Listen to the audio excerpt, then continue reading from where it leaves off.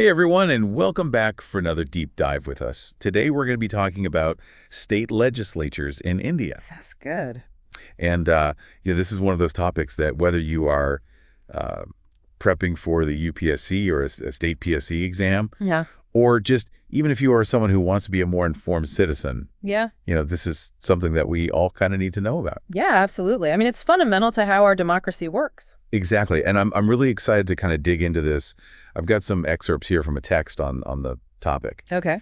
And there's some fascinating details in here. Oh. I have to say some things that even I, as someone who, tries to follow Indian politics, found surprising. Oh, wow. Okay, cool. So let's just jump right in. Mm-hmm. I guess one of the first things that struck me, and maybe this is, a common misconception that I have, Yeah. but when we think about legislatures, I immediately picture something like our parliament, right? With two houses. Yeah. Is that the case in every state? So that's a common misconception, actually. Okay. Only 7 states have a bicameral legislature. Okay. Meaning 2 houses, like the parliament. Okay. Those are Andhra Pradesh, Telangana, Uttar Pradesh, Bihar, Maharashtra, Karnataka, and Jammu and Kashmir. Okay. All the other states just have the one house, Wow. which is their legislative assembly.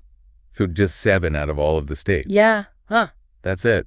That's pretty wild. Yeah, it's lets them know with thought too. Yeah, for sure. For sure. So, I mean, is there any logic behind why those 7 and not others? Is it historical or? It's a mix. It's a mix of things, actually. So some of it's historical. Some states had these bicameral legislatures even under British rule. Okay. And that kind of got carried over after independence. But the Constitution actually gives states the flexibility to create or abolish a legislative council. Really? So that second house. So they can just decide we don't want this anymore? Yep. They can just get rid of it. It might sound kind of wild, but it's happened. Wow. Andhra Pradesh is a really good example. They abolished their legislative council in 1985, but then revived it in 2007. What? So that's wild. Yeah, so it can kind of go back and forth. okay, so it sounds like this whole 2 houses versus 1 house thing is not as straightforward as I initially thought. No, not at all. And it feeds into some really interesting debates about the role and effectiveness of these different models. Okay. But let's start with kind of the basics. Okay, sure. Yeah. Just to kind of ground ourselves. Yeah, let's break it down. So for the states that do have 2 houses, let's talk about the Legislative Assembly first. Mm-hmm. I guess you could call that one the main event. Yeah, it's often called the lower house, but technically Right. both houses have equal status in many respects. But yeah, Great. the assembly is definitely where the action happens, Yeah. at least in terms of representing the people directly. Okay, so this is sort of like our Lok Sabha at the national level. Exactly. Made up of, people who have been elected to represent their constituents. Right. And you just like the Lok Sabha, the size of it depends on the state's population. Okay. The smallest ones can be as small as 60 members. The largest go up to 500. 500? That's a lot of people to get in one room. Yeah. You can get pretty rowdy sometimes. I bet so. And they're all, directly elected by people in their constituencies. Yeah, so you've got seats that are reserved for scheduled castes and scheduled tribes. Okay. Those are allocated proportionally based on the state's demographics. And the governor can also nominate 1 member from the Anglo-Indian community if they feel like they're not adequately represented through elections. Okay. And that whole reservation system is something I always find fascinating. It was originally meant to be temporary. Yeah, just for 10 years after independence. Right. But it's been extended again and again and again. It's had a huge impact. It has. On Indian politics and society. And it continues to be debated, Yeah, a very important topic. Yeah, for sure. And just thinking about all this, it's making me realize that something that seems on the surface so simple, we're electing people to represent us and to make laws. But it's actually, there's so many layers to it. Absolutely. So much complexity. Yeah, and we've only just scratched the surface. And we're already kind of deep in it. Yeah. Before we move on to the Legislative Council, Okay. which is, that other house, I want to touch on one more thing with the Assembly, which is this whole delimitation thing. Okay. So what is delimitation? So it's the process of redrawing the boundaries of constituencies after every census. So the areas that each MLA represents. Gotcha. And it's meant to make sure that each constituency has roughly the same population. Yeah. So everyone's vote carries equal weight. Yeah, that makes sense. Yeah. Seems pretty straightforward. You'd think so, but it can actually get very political. Really? Yeah. So, for example, Recent amendments have actually used 2001 census data for delimitation. Wait, so they're using Even though their data? we've had 2 censuses since then. Why wouldn't they just update it? It's a point of contention. Okay. The government argues that freezing delimitation at 2001 levels encourages population control measures. Okay. But critics argue that it distorts representation and gives undue weight to areas that have experienced slower population growth. So it's really about, who has the power and how they're using it. Absolutely. Yeah. Yeah. Wow. Okay. So even something as, seemingly like a technical process, like redrawing these lines, can have these big political implications. It really shows how every aspect of these legislatures, from their structure to their procedures, is tied to this balance of power. Absolutely. And representation. Yeah. And that, I guess, brings us to that other house, right? The Legislative Council, this second opinion chamber that exists in those 7 states. Is it kind of like, a House of Elders offering wise counsel? It's definitely a unique institution, and its role can be a bit confusing. It's often called the upper house, but it's not necessarily more powerful in the assembly. It's more like a revising body. Okay. A chamber for second thoughts. Okay, so less wise elders and more second opinion. Yeah, I like that. But how do you even get into the Legislative Council if you're not elected? So it's a mix, which is kind of what makes it so interesting. 1/3 of the members are elected by local bodies like municipalities and panchayats. Okay. Another 1/3 are elected by the assembly itself. Okay. But from amongst people who are not already members of the assembly. Gotcha. Then you have 1/12 elected by teachers and 1/12 by graduates. Teachers and graduates get to elect people? Yep.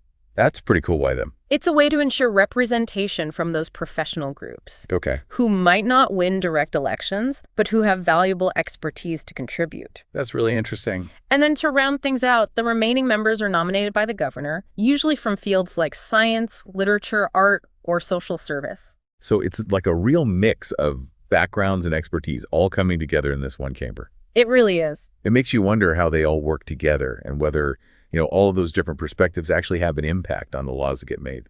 That's a great question, and it's one that we'll definitely be exploring further. Okay. But before we dive into the powers and procedures of these 2 houses, let's just take a quick recap. Okay. So we've seen that only 7 states have a bicameral legislature. Right. And we've looked at the composition of the Legislative Assembly and the People's House and how its members are chosen. Right, and even some of the complexities like the delimitation and the reservation system. Absolutely, which make the assembly much more than just a simple gathering of elected representatives. Yeah. It's really a microcosm of Indian democracy itself. Right. With all of its intricacies and challenges. For sure. Now, are you ready to delve into the Legislative Council? Yeah, let's do it. And see how it fits into this. Let's see how it all Complex puzzle. works together. Yeah. Exactly. I'm especially curious to see, how this second opinion chamber really interacts with the assembly. Yeah. Especially since it seems to have a much less direct connection to the voters. That's a key point, and one that really lies at the heart of the debate about the role and relevance of these legislative councils. So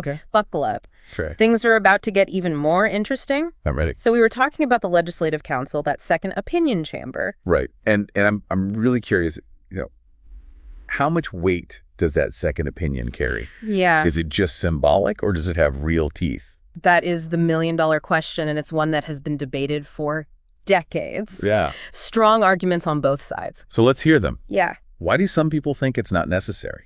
So critics often argue that the council is essentially redundant. They point to its limited powers, especially when it comes to money matters, and say that it basically duplicates the work of the assembly without adding much value. So it's like having 2 kitchens in your house, but one is clearly where the real cooking happens. Exactly. And let's not forget, maintaining a second chamber is expensive. Right. Salaries, staff infrastructure, all of that adds up for a body that, according to critics, doesn't have the authority to make the big decisions. So it's a waste of resources is what they're saying. Yeah, that's their argument. Okay, I can see their point. And I'm guessing there's another side to this story. Oh, absolutely.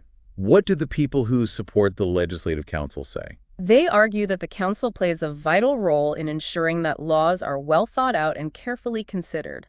They see it as a check on the assembly. Okay. a way to prevent hasty decisions and ill-conceived legislation. Like a second set of eyes to catch any errors before you hit send. Exactly. And they argue that the council's diverse composition, with members being chosen through these various methods, allows for a wider range of expertise and perspectives to be brought to the table.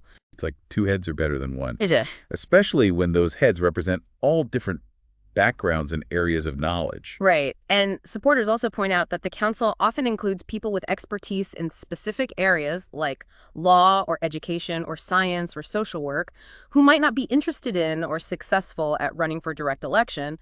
So their presence in the council gives them a way to contribute to the lawmaking process, which benefits everyone. It's like having a specialist on call to offer their insight, even if they're not part of the main team. Yeah, and there's another important point that supporters raise, which is that the council's members, because they're not directly elected every few years, they're less susceptible to these short-term political pressures and populism. Yeah. They can think about the long-term implications of a law, even if it means making a decision that's unpopular in the moment. So they're kind of like the steady hand on the wheel, less swayed by, the whims of public opinion. Yeah, exactly. Good way to put it. I can see the value in that, especially in today's world where everything seems so driven by instant reactions and short-term gains. Absolutely. But of course, like any institution, the effectiveness of a legislative council depends on a lot of factors. Right. The political dynamics of the state, the quality and engagement of its members, the procedures for collaborating with the assembly. It all comes into play. So it's not just about having the second chamber. It's about making sure it actually functions well within the system. Precisely. It can be a valuable asset to the legislative process, providing a platform for diverse voices and ensuring more thoughtful lawmaking. But it can also become a costly and inefficient extra layer if it's not used effectively. Okay, so if someone is trying to figure out whether their legislative council is worthwhile, what should they be looking at? Like, what are some signs that it's actually serving its purpose? That's a great question. I would say first look at its track record. What kind of bills has the council scrutinized or amended? Right. Have they raised important concerns or suggested improvements that made a real difference? Judge it by its actions, not just its potential. Exactly. Also, consider the level of engagement and expertise among its members. Are they actively participating in debates and committees? Okay. Are they using their specialized knowledge to inform the legislative process? It's about the quality of the players, not just the fact that there's a second team on the field. Right. And finally, pay attention to the relationship between the council and the assembly. Is there genuine collaboration and healthy dialogue, or is it mostly conflict and gridlock? So the dynamics of the partnership, not just the existence of two separate entities. You got it. By looking at these factors, you can start to form your own informed opinion about the role and relevance of these legislative councils, both in your own state and across India.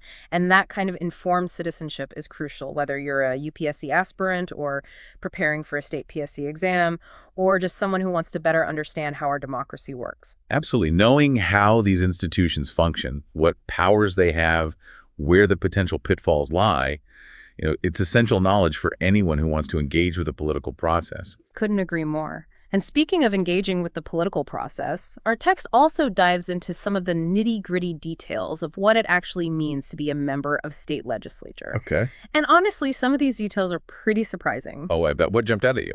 Well, for one thing, did you know that members of the state legislature can't be arrested in civil cases for 40 days before the start of a session, during the session itself, and for 40 days after the session ends? Wait, seriously, it's like they have a 120-day shield from civil lawsuits. It is. It's one of the privileges they enjoy as lawmakers, and it's designed to protect them from undue interference or harassment that could prevent them from doing their legislative duties. Okay, that makes sense. It's about protecting the legislative process itself. But wait, there's more, right? Yes. They have other privileges, too. For example, they're exempt from jury duty and can refuse to testify in court as a witness if the legislature is in session. Wow, so they get out of jury duty. I bet some people would love to have that perk. Yeah. But it makes sense given their responsibilities. Yeah, their primary duty is to their legislative work, and they shouldn't be bogged down by these legal obligations that could distract them from that. Okay, what about freedom of speech? We all know that members of parliament have that protection. Does it apply to state legislatures as well? Absolutely. Article 194 of the Constitution guarantees freedom of speech to members of state legislatures. They can't be held liable in court for anything they say or any vote they cast during legislative proceedings. Wow, that's a pretty powerful protection. It means they can really express their views freely and debate even controversial issues without fear of legal consequences. Exactly. Of course, this freedom is not absolute. It's subject to the rules and procedures of the legislature, and they can still be held accountable for making defamatory or insightful statements. Right. So it's freedom of speech with responsibility, just like in any other context. Exactly. But it's still a crucial safeguard for democratic debate and discussion. Couldn't agree more. It allows lawmakers to express dissenting views, challenge the status quo, and truly represent the interests of their constituents without fear of being silenced. Okay, so we've covered the arguments for and against legislative councils, and we've touched on some of these unique privileges and immunities that members of state legislatures enjoy. But there's one crucial aspect we haven't talked about yet. That's that. The finances. Ah, yes, the money trail. Where does the funding for all of this come from, and how is it managed? These are questions every citizen should be asking, especially those interested in public service and governance. Especially since we're talking about, potentially saving money by abolishing legislative councils. Right. So where does the money come from? So the Constitution is pretty clear on this. The salaries and allowances of state legislature members are determined by the legislature itself. Okay. And are you ready for this? I'm ready. These expenses are charged on the consolidated fund of the state, Okay. which means they're not subject to the annual vote of the legislature. Well, so they get to decide their own salaries. They do. Isn't that like letting the fox guard the hen house? It does raise some eyebrows, for sure. Yeah. But the idea behind it is to ensure the financial independence of the legislature so they don't have to rely on the executive branch for their paychecks, Okay. which in theory allows them to act as a more effective check on executive power. Okay. I can see the logic there, but it definitely requires a high level of transparency and accountability For sure. to prevent potential abuses. Absolutely. Citizens and watchdog groups need to keep a close eye on this to make sure things are running properly. But beyond the salaries of members, we also have to consider the costs of running the legislature itself. Right. Staff buildings, Right. research travel, all of that adds up. Exactly. And all of these expenses are part of the state budget, which means they're ultimately funded by taxpayers. So when we talk about the cost of a legislative council, it's not just the salaries of its members, but also all the associated costs of running that additional chamber. It's like calculating the total cost of ownership for a car. You can't just look at the sticker price. That's the perfect analogy. You've got to factor in, gas insurance, maintenance, and all those other hidden costs. Yeah. Exactly. And when we're dealing with public funds, it's crucial to have a clear understanding of where the money is going and whether it's being spent efficiently and responsibly. Well said. So to recap, we've covered a lot of ground. We've explored the structure of state legislatures, the powers and procedures of both the assembly and the council, the arguments for and against having that second chamber, the role of the governor, the privileges of members, and now the financial aspects of these institutions. And throughout this deep dive, we've encouraged you to think critically, to question assumptions, and to form your own informed opinions about the role of state legislatures in Indian democracy. Exactly, because at the end of the day, these are your legislatures. Yeah. Representing your interests. Representing you. Shaping the future of your state. Absolutely. Now, before we move on to the final part of this episode, where we'll look at some real-life examples of state legislatures in action, we want to leave you with a few questions to ponder. Because, as always, the learning doesn't stop when the episode ends. Keep thinking. Keep thinking. Keep exploring. Keep exploring. And keep engaging. Keep engaging with this fascinating and vitally important aspect of Indian politics. So here's your homework. Think about your own state legislature. Okay. Does it have a legislative council? Yeah. If so, how effective do you think it is? What are some of the key issues or debates happening right now in your state legislature? And most importantly, how can you as an informed citizen engage with the legislative process and make your voice heard? Yeah, we'll be back with more insights and examples in part 3. Part 3. But until then, Keep those brains buzzing. keep those brains buzzing. Welcome back to part 3 of our deep dive into state legislatures. We're in the final stretch now. We are in this last part, we're shifting gears a little bit from the theoretical to the practical, right? We've been laying all this groundwork. Yeah, getting those foundations. Understanding the structure and the powers, the arguments for and against. But now let's actually see how this all plays out in the real world. Exactly. It's one thing to read about procedures and debates, but another to see how these institutions actually function on the ground, dealing with real-life challenges and representing all those diverse interests. Right. So let's get into some case studies. Yeah, let's do it. That show us both the potential and the pitfalls of state legislatures in action. Okay, sounds good. What's a compelling example that you think highlights some of the the complexities of these legislative bodies. Well, let's talk about the revival of the Legislative Council in Andhra Pradesh. Okay. Remember we mentioned earlier that they abolished it back in 1985, but then brought it back in 2007? Right, like they couldn't quite make up their mind. Yeah, that back and forth itself shows just how much debate there is about these second chambers. Right. So what were the main arguments for bringing it back in Andhra Pradesh? So those who supported the revival, they argued that the council would provide a platform for broader representation. They wanted to include intellectuals, professionals, experts who might not have the means or the desire to run in direct elections. Plus, they thought it would serve as a check on the assembly, making sure laws were carefully examined and preventing hasty decisions. So it's the classic argument for having a second chamber, more diverse voices, more thoughtful deliberation. Exactly.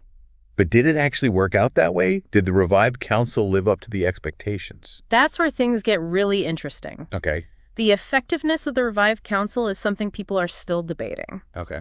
Some argue that it has added value to the process. They point to times when the council proposed important amendments or raised key concerns about bills coming from the assembly. So there's evidence to suggest it wasn't just a rubber stamp. Right. It was really engaging in the process and offering a different viewpoint. Right. But then the critics argue that these instances are too few and far between, and that the council hasn't really made a big difference in the quality of laws passed in the state. Okay. They point out that the assembly often ignores the council's recommendations, and that the council lacks the political power to seriously challenge the ruling party. There's that power dynamic again. Yeah. Even if the council has valid points, if the assembly doesn't take them seriously, their influence is limited. Exactly. And that brings up a crucial point. It's not enough just to have a second chamber.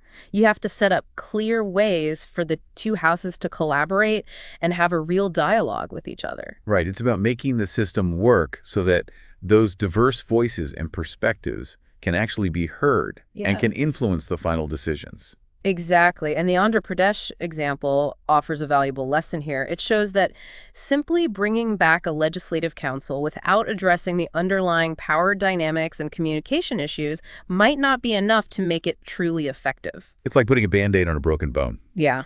You got to address the root of the problem, not just the symptoms. That's a great way to put it. And this brings us to another important takeaway from our deep dive, the importance of citizen engagement. Yes, we can't just sit back and expect these institutions to function perfectly on their own. Right. We have a role to play in holding them accountable and making sure they're serving the people. Absolutely. We need to stay informed about the issues, track how our elected representatives are doing, and make our voices heard.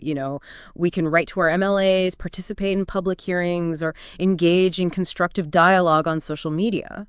So be active citizens, not just passive observers. Precisely. And for those of you aiming to join the civil services, this deep understanding of state legislatures is even more important. It is. You might find yourselves working directly with these institutions, advising policymakers, drafting legislation, or implementing programs that are directly shaped by decisions made in the state legislature. It's not just about passing an exam. Right. It's about equipping yourself with the knowledge and skills to navigate the complexities of Indian politics. Yes. And contribute to good governance at the state level. Well said. So as we wrap up this deep dive, let's leave our listeners with one final thought, a call to action. Okay.